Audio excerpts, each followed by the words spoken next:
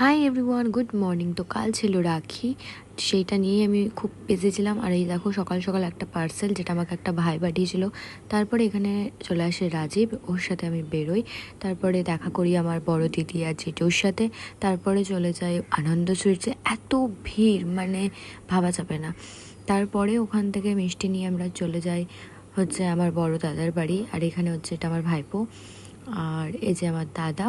আমি মিষ্টি খাই, যেহেতু আমাদের বাড়িতে একজন মারা গেছে, সে কারণে এবছর আমি আর কাউকেই রাখি পরাতে পারিনি। আর এই দেখো গোসাপটা দেখেছো কেমন ডিম পারছে।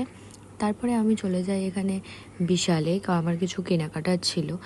কাল সারাটা দিনই আমার এই এদিক ওদিক করতে করতেই কেটে গেছে।